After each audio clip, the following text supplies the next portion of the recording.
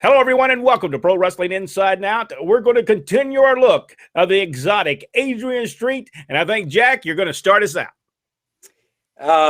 April the 10th, 1983, James J. Dillon had introduced Adrian Street to the studio audience there.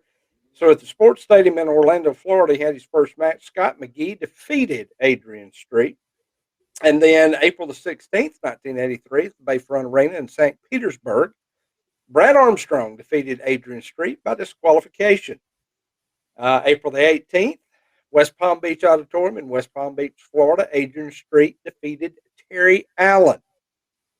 And then April the 23rd, Robarts Arena in Sarasota, Florida, Adrian Street and James J. Dillon went against Barry Windham and Terry Allen. No results for that match. And then May the 9th, 1983, West Palm Beach Auditorium again in West Palm Beach, Florida, Dusty Rhodes defeated Adrian Street.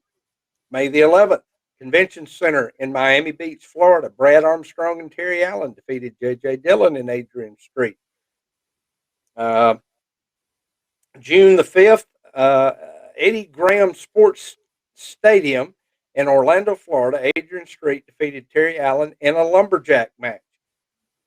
And then June the 6th, I'm having trouble seeing my page here.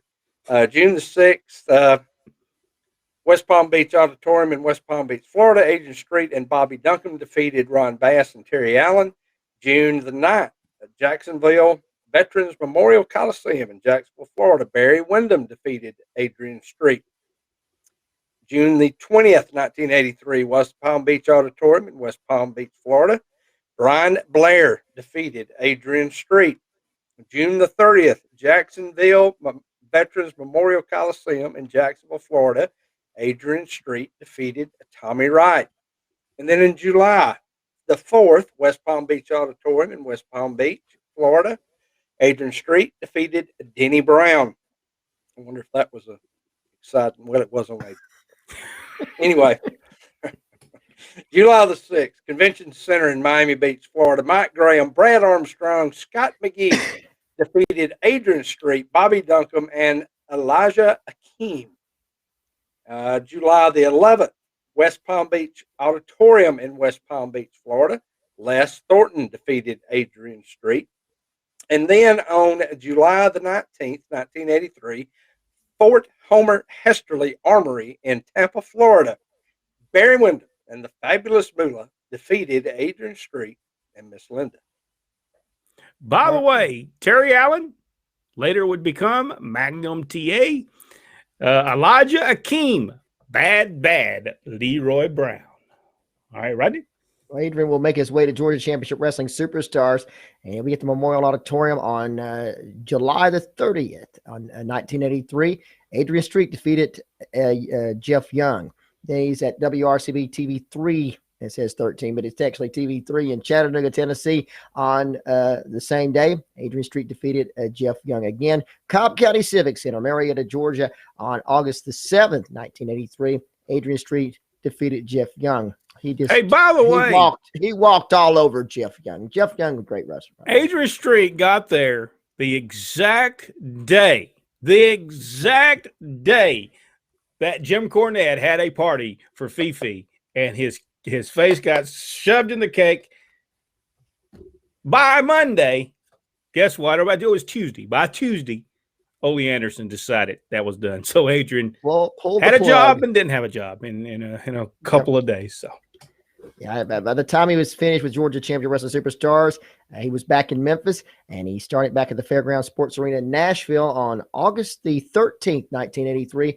Adrian Street defeated versus the Jaguar. Mid-South Coliseum in Memphis, Tennessee on August the 15th, 1983. Adrian Street defeated Don Anderson. Back in Fairgrounds Sports Arena in Nashville, Adrian Street versus Tommy Rogers. It was for the United States Junior Heavyweight Championship. Then Adrian would then go to Southwest Championship Wrestling by September of 1983, where he would start a feud with Al Perez. Al Perez in November would bring in Candy Devine in tag matches against Street and Linda. Then in 1983, Then in 1983, that's December the 18th, 1983, in Waslasco, I think I got that right, Texas, Scott Casey defeated Adrian Street, who started a feud with the two over the Southwest Television Championship.